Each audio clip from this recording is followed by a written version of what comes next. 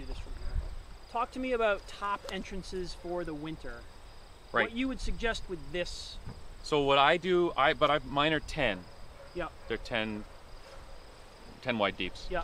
So last winter I had them in what's called a bee cozy, which just looks like a beer cozy kind of setup.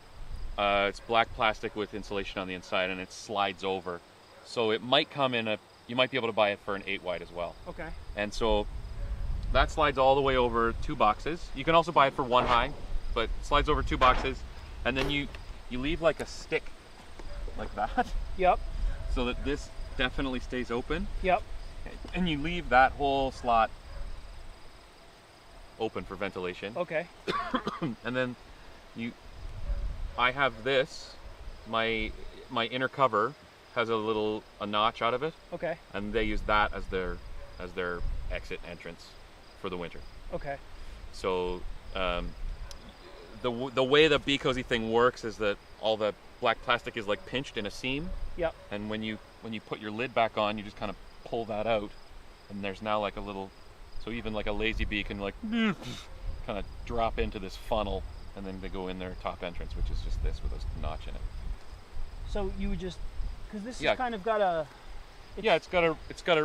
It's this much wood with then like a yeah. So then you just cut the notch.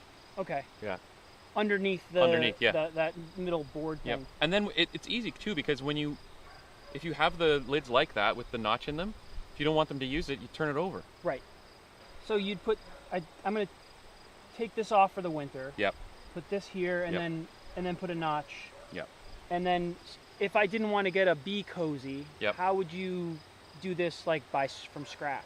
Lots of people in Ontario use black, that corrugated plastic stuff. Chloroplast, I guess it's called. Do you know that stuff I mean? No. It looks like corrugated cardboard, except it's plastic. Oh, like this stuff. The core flute, they call it, or this kind of thing? Yes. Yeah. It's like... Yep, but black. Fluted, okay. Yeah. And so you can that stuff slits really easily. Yep. Without cutting all the way through. Right. So you can just dunk, dunk, dunk. Yep. People use tar paper. What about insulation, though? Are you putting any kind of insulation on it? In that situation, you don't.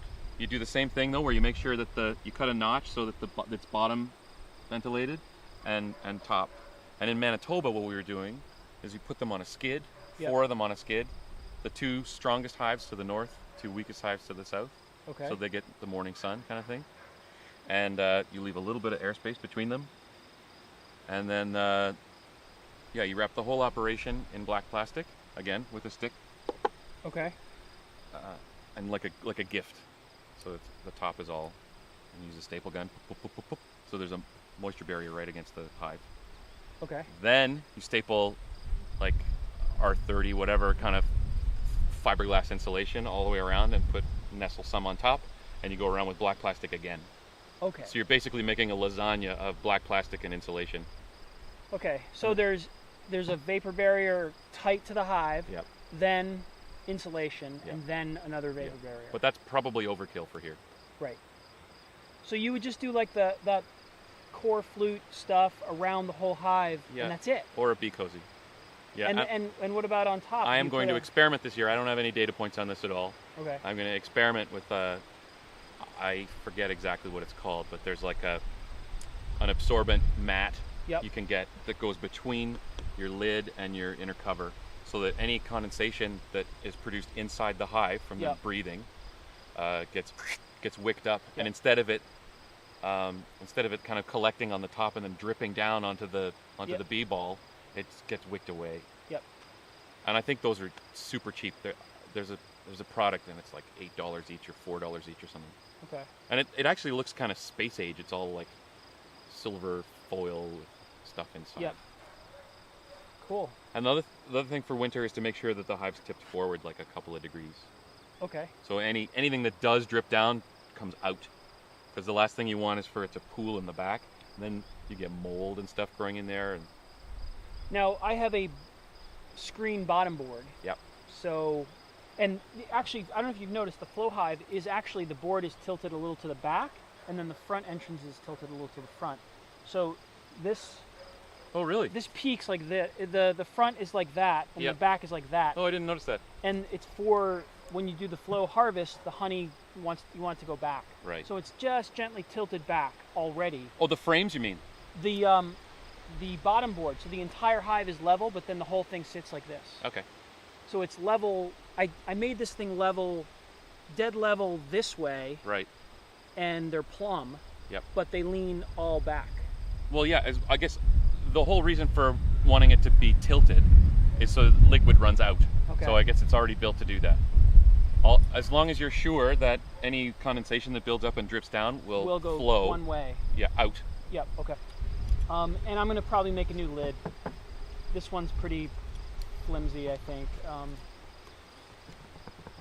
It's a little wobbly, but yeah. Well, it's not just about flimsy either. It's easier in the winter if you've got that thing on there. Yep. Yep. Like this it's beautiful, but it's very like, okay, now let's just. Right. And I strap it because winds like today, this thing just goes flop. Yeah. And it flops off. The wind gets underneath and just takes it. Day one, I put this on. And I remember that. It was the first day. I put it on. I'm like, all right, I guess I don't need any straps because there's none on the website. Yeah. And I came out the next morning, and this was over there, upside down, cracked. Yeah. My hive was just open. I'm like, well, time to strap that thing down. And then as the hive got taller, I'm worried about the whole thing just going. Yeah. But it's heavy now. Also on day one, there was nothing in it. Yeah, there's nothing in it. Yep. But now it's actually heavy. So. But a tornado touched down last night. Yep. 30 miles from here. So. And still, the hive is standing. Yes, because of the strap. The other thing I do with those bee cozies is I've got a flat lid there, right? Yep. So the telescoping lid goes on top, and then I have a sheet of that chloroplast or cardboard or whatever,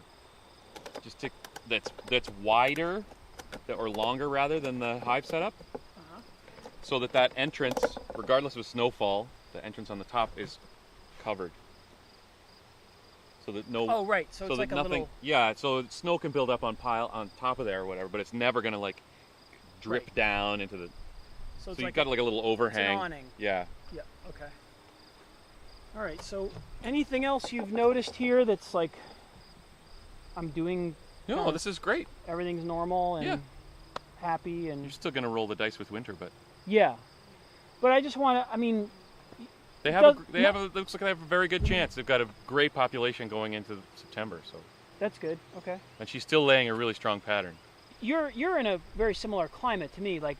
Yeah, it's only a little bit colder. Yeah, it's a little colder, but we're on the same kind of latitude. Yeah, more or less. When does the queen stop laying? Like.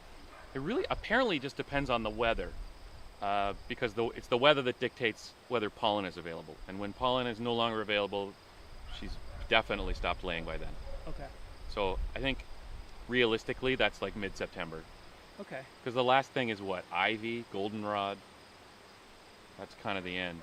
She'll stop laying, and what's the sort of behavior of what does she do? She just hangs out, or they just cluster around her, feed her? Yep. And put your feet up, Mom. It's been a busy summer. And then the last of the bees are hatched, and they kick the drones out, and they're just filling all the remaining comb with food. And the population now is going to be much bigger than what it winds up being for the winter, right? Or is it? Yeah, I mean I hope that you're going into a winter with population that looks like that. Okay. Because it's gonna dwindle a lot, right? Right. Like it'll be half that if you're lucky in the spring. Right. And then with the other thing someone said with the top entrance is good because if dead bees pile up in the hive, they can't get out the bottom because there's like a pile of bees down there. If bees it's good to give them options for leaving. Give them a way to get out. Yeah, but that's a good point too, because at the bottom, if they are doing cleanup duty, you want them to be able to drag as much as they can out. Yeah, Michael Bush was talking about how like a bee will drag a bee from the bottom up to the top and go out. Yeah. If it has to. Yeah. Its instinct to clean is just. I don't know if you should be putting a mouse guard on too. You've got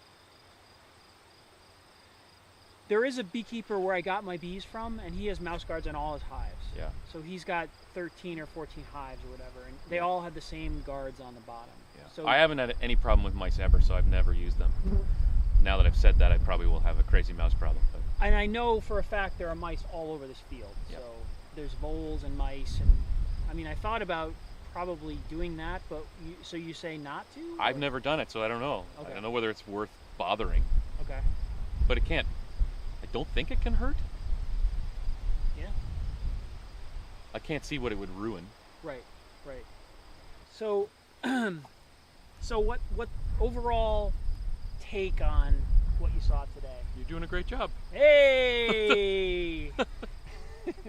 Sorry, I just turned into the Fonz there. Yeah, I know, it feels like it. I just didn't know what I was doing. So it's great having someone who's like had their hands in hundreds of hives say like, okay, things look all right. Looks great. Yeah. And the Varroa had a bit of a scare a couple days ago, but yeah.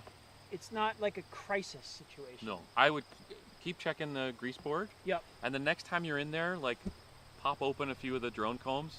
Okay. And see if there's in the like, drone. If you open 3 drone combs and there's Varroa on every one, then you have a problem. Okay. So if you guys are wondering how to find Mike online, he doesn't have a YouTube channel yet. I'm urging him to get started, but you can find him on Instagram at Naughty Coppertop. That's naughty with a K. K. Like naughty. I yeah. just spelled it on the screen. Oh, I see. I didn't know what this was. I didn't know that was spelling. I spelled it. I couldn't see it because it's reversed for me. Naughty Coppertop. And Mike sells fine honey and wax products all over Ontario, Canada. Yep. And he's been selling comb, honeycomb to fine restaurants in Toronto. Yep. You may be able to go to Toronto and eat some of Mike's honey. Woo!